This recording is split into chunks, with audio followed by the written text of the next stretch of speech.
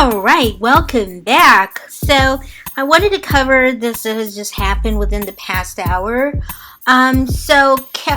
Jay Prince put a picture up on his Instagram of his 768,000 followers standing by Carl. I guess it was a picture taken some while back. And he went in on Megan saying that they're not going to sit back anymore and watch Megan, her team at Rock Nation, and her people talk down on Carl and ruin his reputation, and pretty much saying that what Megan is doing is not right in terms of, profit sharing, how she's kind of swindling them out of profits, how she's making new deals without consulting them. So pretty much they're saying they're not getting their cut based on the contract.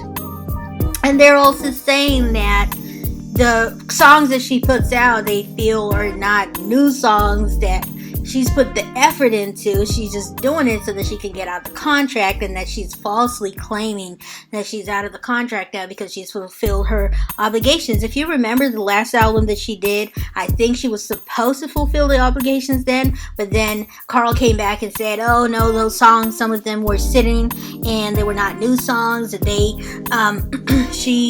it didn't qualify as a new album. But it's so silly because if you remember, Nicki released Beam Me Up Scotty.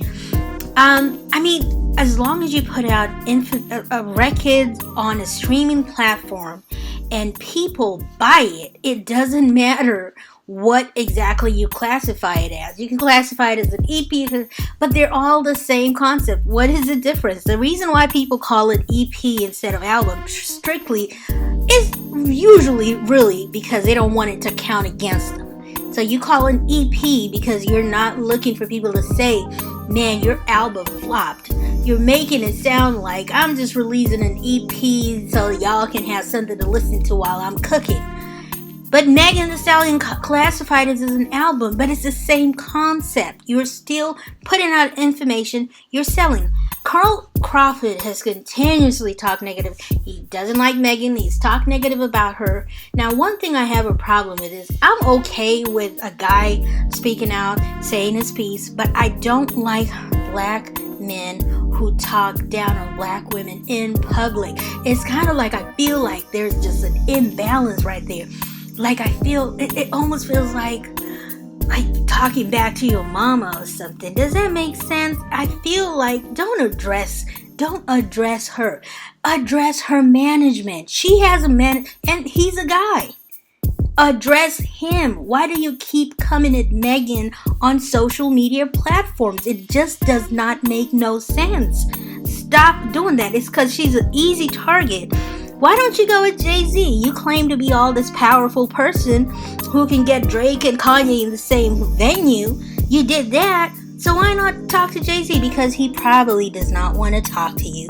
He's probably not picked up your phone, allegedly. Because clearly, you don't have that same industry power that you think you have. Just because you put Kanye and Drake together does not mean that you have that much power. Stop going in on Megan Thee Stallion. Well, Megan Thee Stallion responded on her Twitter. She said, I'm so over this grown-ass man taking credit. ASS, that's what I meant to say. Sorry. Taking credit away from the work me and my mama put into the beginning of my career. Me and my mom developed my career. I was already known for freestyling, and I was already working on Tina Snow before I got to 1501. Like, for this man to keep letting on the internet with his back up to talk like he made me is ridiculous. Was you writing my songs? Were you with me in the dorm room recording me rapping? What about all the rapping outside my mama car? Think ciphers. I ain't even know you. If you want to be real, I developed 1501. I only respond when people say my name. So all them weird comments about I'm looking for sympathy and attention is dead. Talk to me and I'ma talk back when I feel like it. I don't need validation from the internet, but I'm not weak either. Beat me in court, not the comment section. And I like that she said that because honestly, it's kind of like, and she did mention, look for the people who've been on 1501. Ask them about Carl Crawford. if you think about it, have you heard of anybody else who's actually progressed further than Meg the Stallion did under 1501? There was this girl called, I guess it was, what's her name? I can't remember her name, so I'm not even going to say it. But she was a rapper, and she went on Martin Wiggins' channel, but now she was shading him after she went on there, which is weird. She talked about how she also had a rough career being under 1501, and it never got her anywhere. Erica Banks, she's supposed to be Megan 2.0, but pretty much she's just stagnant. She's not like moving significantly anywhere, and there are a lot of other people that we don't even know that are signed under there and haven't made it. So you can say that, yeah, I brought you into this game and I gave you that platform, but let me tell you something. If it's in the stars for you, it's in the stars for you. It's not to be given by a human being. It is in the stars for you. If Megan Thee Stallion was not supposed to get this far, she was not supposed to get this notice to the point where she worked with Beyonce, to the point where she got 4 Grammys. Out of the new girls, she's got the most Grammys. It would not have happened. That's just how life is. You think there's not plenty of other people who are much better than Megan Thee Stallion rapping, or even better than Nicki Minaj did it, rapping somewhere in Texas in a little bar, and they're not where they need to be. So don't ever discredit people's projection, because don't tell me that it's because I got with you that I got to.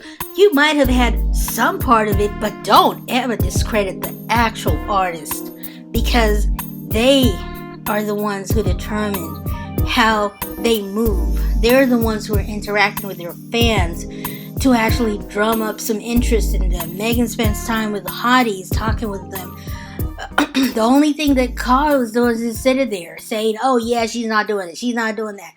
It takes time. In this social media age, people have to interact with people. People have to go out and meet people. People have to perform. She's doing concerts. She's touring internationally.